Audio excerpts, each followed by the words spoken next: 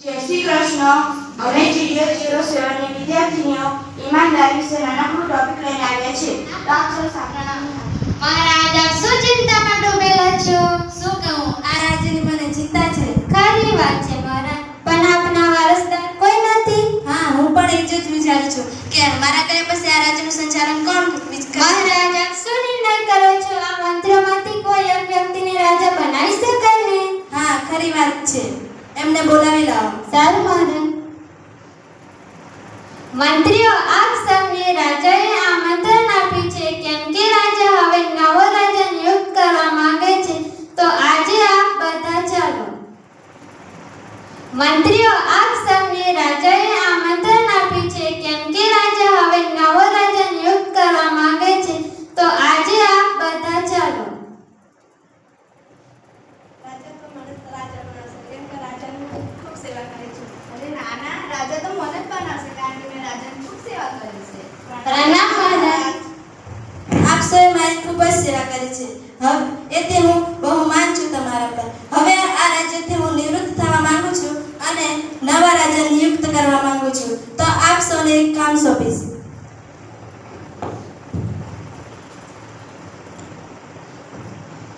આ છે બીજ, જે તમે 6 મહિનામાં ઉગાડીને વૃક્ષ બનાવીને લાવવાનું છે, અને આ વૃક્ષની જેવી સેવા કરશો એવી આ રાજ્યની સેવા કરશો એવી મારી આશા છે।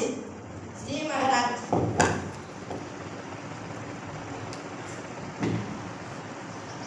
હું આ બીજની પૂરી ઈમાનદારીથી પાણી, માટી અને ખાતર આપીને વાવું છું, જેથી રાજા મારી પર પસંદ થશે અને રાજા મને જ બનાવશે। હું આ બીજ વાવું છું, ખાતર, પાણી અને મહારાજ મને જ રાજા। હું આ બીજ વાવું છું અને ખૂબ કાળજીથી મોટું કરીશ અને રાજા મને રાજા બનાવશે। 6 મહિના પછી પ્રણામ મહારાજ। મહારાજ, હવે તો 6 મહિના થવા લાગ્યા છે, એ લોકોને બોલાવી લેવા જોઈએ। હા, બોલાવી લો। જી મહારાજ। હવે તો 6 મહિના થઈ ગયા છે, તમારું વૃક્ષ પણ મોટું થઈ ગયું છે, ચાલો તમારું વૃક્ષ લઈ લો અને રાજા જોડે જઈએ।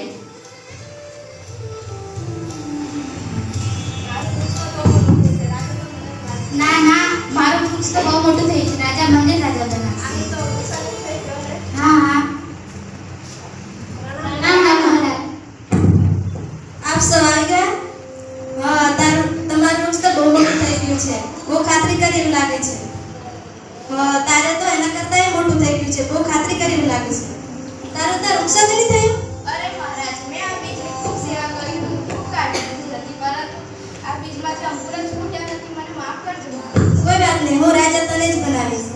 કે મહારાજ, અમારું વૃક્ષ તો એટલું સારું થઈ ગયું, આને કેમ રાજા બનાવો? તમે તો ઊંચાઈ કરી છે, આ વૃક્ષ ઉગે એવું હતું જ નહીં, આ બીજ કેવી રીતે અંકુર ફોડે? આ તો બીજ બાફેલા હતા, તો પછી કેવી રીતના ઉગી શકે? માફ કરજો મહારાજ, મારી ભૂલ થઈ ગઈ છે। હવે પછી એવું ના કરશો। હવે આ વખતે તમને માફ કરું છું, આવતી વખતે આવું ના થવા જોઈએ। આ રાજ્યના નવા રાજા એક ઈમાનદાર વ્યક્તિ હોવા જોઈએ, એથી હું એને જ રાજા બનાવીશ।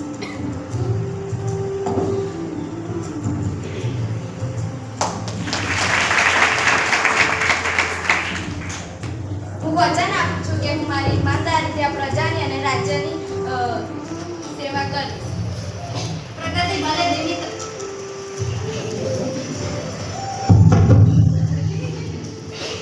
ભલે ધીમી થાય, પણ ઈમાનદારી રાખજો। કેરી કેમિકલથી પાકે અને આંબે પાકે, એમાં ઘણો ફેર છે। નથી, પણ ઈમાનદારી સાથે ઈમાનદારી, સફળતા અને એકાગ્રતા, પ્રેમ જે લોકોની સભામાં હોય છે, તે સફળતાની સાથે સાથે ઘરના સંબંધોમાં બેમાની કરીને બહારના સંબંધોમાં ઈમાનદારી, ખાનદાની, કુમારી સંસ્કાર અને ઈમાનદારી છે તે કોઈ રિપોર્ટમાં ના બતાવે, પરંતુ એ તો સંસ્કારમાં જ દેખાઈ આવે છે। ઈમાનદારી એટલે ખાલી પૈસાની ઈમાનદારી નથી કહેવાતી। આપણે આખી જિંદગીમાં જેટલા બી વ્યવહાર, સત્ય, કોઈને દુઃખ નહીં પહોંચાડવું, એ બધું જ ઈમાનદારીમાં આવે છે। એક પરિબળ નથી જે ખાલી તમે ઈમાનદારીને એમ સમજો કે પૈસાની ચોરી નહીં કરવી તે ઈમાનદારી, એવું નથી હોતું। આખા જીવનના જેટલા પણ પરિપ્રેક્ષ્ય છે તે બધા ઈમાનદારીની અંદર આવે છે। આજે અહીંયાના નિયમો છે કે ભાઈ ગુટકો નહીં ખાવો, કે ગમે ત્યાં કચરું નહીં નાખવું, સેવા કરવી, શ્રમ કરવું, જે પણ તમને સોંપવામાં આવે છે કામ, એનાથી બી તમે લુચ્ચાઈ કરો. હું ઘણીવાર જોઉં છું કે શ્રમમાં જ્યારે તમને મોકલે છે તો ઘણા બધા લોકો પાછળ આરામથી પગ લાંબા કરીને બેઠા હોય છે કે નહીં? સાચી વાત ને? દેખાય છે ત્યાંથી બધે. પણ તમે તમારા મનથી પૂછો કે તમે આ સાચું કરી રહ્યા છો? તમને જે કામ સોંપવામાં આવે છે તે તમે ઈમાનદારીપૂર્વક કરી રહ્યા છો? ના. તમને વાતો કરવા બેસવા નથી મોકલા. અડધો જ કલાક કામ માટે સોંપવું હોય ત્યારે એ કામ કરવું જ જોઈએ. તમને કીધું હોય કે હમણાં ભણવાનો સમય છે તો ભણવાનો જ સમય છે. હમણાં બેસવાનો છે, પ્રાર્થનાનો છે, રમવાનો છે, તે બધા સમય નક્કી છે. તે ઉપરાંત તમને કોઈ પણ વ્યક્તિ તમારા રૂમમાંથી ચોરી કરીને તમારા પૈસા લઈ જાય તો તમને ગમે છે? ના. તો આપણે પણ કોઈ માટે એવું નહીં કરીએ, એ ધ્યાન રહેવું જોઈએ. કેમ આપણે બધા ટીચરોએ મેન્ટરને કે તમારા વોર્ડનને પૈસા સોંપવા પડે છે કે ડર છે કે ભાઈ કોઈ પૈસા લઈ જશે? તેવું નહીં હોવું જોઈએ ને. ઘણા છુપાઈને તમાકુ ખાય છે તે પણ તમારી અનીતિ જ કહેવાય, એ ઈમાનદારી નહીં કહેવાય.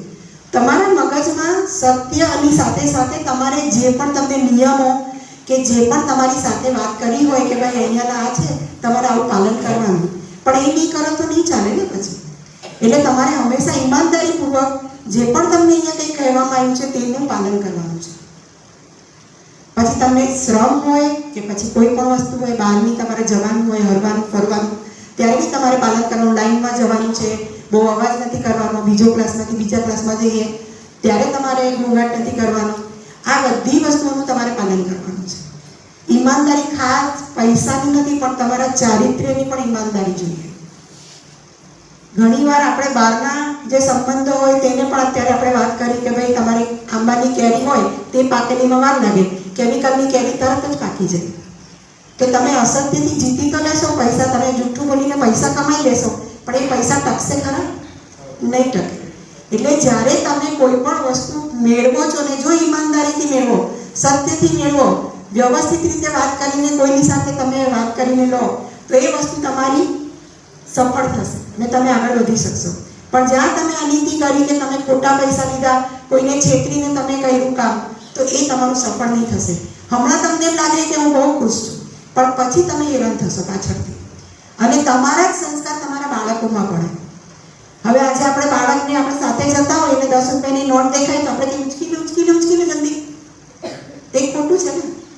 ચાલ ઉપાડી લે અને ત્યાં મૂકી દે, કોઈની હશે તો આપણે પૂછી લઈએ. એ તમે સંસ્કાર આપો તો વધારે સારું. કોઈ પણ વસ્તુ તમારી સોનાની મળે કે ચાંદીની મળે કે પૈસા મળે, એ તમારે તમારા બાળકને શીખવાડવાનું છે કે એ જેની હોય એને સોંપવાનું છે. તમે પેલી કુહાડીની વાર્તા સાંભળી છે ને? એક પેલો કઠિયારો હતો, એ કુહાડી 3 એક જ પેલી લોખંડની લઈને જતો હતો અને ઝાડ કાપતો હતો. એક વખતે હાથ પગ ધોવા ગયો અને નદીમાં એની કુહાડી પડી ગઈ. તો એ બિચારો શોધે છે કે હવે હું શું કરીશ, કાલે મારું ગુજરાન કેમ ચાલશે? તો એ નદીને વિનંતી કરે છે. તો એક માતાજી બહાર આવે છે ને એને સોનાની આપે છે. તો એ કહે છે કે ના, મારે આ સોનાની કુહાડી મારી નથી. ચાંદીની આપે છે તો કે ના, મારી નથી. લોખંડની આપે છે ત્યારે કહે છે કે હા, આ મારી જ છે. તો એ ખુશ થઈને માતાજી એને 3 આપી દે છે. એ બીજો જોતો હોય છે ને એ પણ એવું કરવા જાય છે તો એને સજા મળે છે. એટલે ટૂંકમાં એવું કે તમારી અંદર આખા જીવન દરમિયાન તમારા નિયમો, તમારા સંસ્કારો તમારી સાથે હોવા જોઈએ. પછી ગમે તે ક્ષેત્ર હોય, ઈમાનદારી એટલે ખાસ પૈસા નહીં, દરેકે દરેક ચીજમાં તમારી ઈમાનદારી છલકાઈ જવી જોઈએ. અને તમારા વ્યક્તિત્વમાં દેખાઈ આવે એ વસ્તુ. કોઈ તમને સોંપીને જાય 5 લાખ રૂપિયાને કહે કે અમે તને જાય પછી કોઈને કહેતો નહીં એટલે તમે ગાયબ કરી દો, એવું નહીં હોવું જોઈએ. એટલે દરેક વસ્તુમાં તમારી ઈમાનદારીનું ખૂબ જ મહત્વ છે. તમારે એ ધ્યાન રાખવાનું છે કે તમે કેવી રીતે ઉત્કૃષ્ટ વ્યક્તિત્વ થઈને બહાર આવો. આ તમારું એક છે તે ટ્રેનિંગ પીરિયડ છે કે જેની અંદર તમારે ન હોય તો વિકસાવવાની જરૂર છે. કોઈની ચોરી નહીં કરવાની, ખોટી રીતે વાતો નહીં કરવાની, કોઈને દુઃખ થાય તેવું નહીં કહેવાનું, સત્ય સાથે રહેવાનું, નિયમોનું પાલન કરવાનું. મોબાઈલો બધાને આપેલા હતા તે દિવસે AI કરવા માટે. પબજી રમતા હતા. તમને પબજી રમવા બેસાડે ને અહીંયા, શું કરવા બેસાડે કે ભાઈ અહીંયા આવો ને તમે ટ્રેનિંગ લો, તમે તમારું રજીસ્ટ્રેશન કરો, પણ એ નહીં થયું, ડાઉનલોડ નહીં થયું અને એની જગ્યાએ તમે તમારી ગેમ રમો છો. એ તમે શું કહ્યું? ઈમાનદારી બતાવી? ના. ઈમાનદાર વ્યક્તિ એવું હોય કે જે પણ કોઈ પણ કહે તે કરે અને નિયમોમાં રહે. Thank you.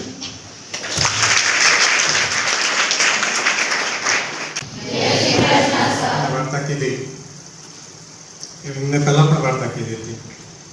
એટલે પછી એકવાર હું ત્યાં આગળ લાકડા કાપવા પણ ગયો હતો. ત્યાં આગળ મારી કુવાડી પડી ગઈ પાણીમાં. તો આવ્યા હતા ત્યાં આગળ ભગવાને મને કીધું કે આ સોનાની કુવાડી આપી મને પહેલા તમે લઈ લીધી. પછી ચાંદીની કુવાડી આપી એ નથી મારી. પછી મને પેલી મારી કુવાડી પાછી બતાવી આપી મેં લઈ લીધી. પેલા બીજી કે છે કેટલો સારો છે, તથા સુખી થશે.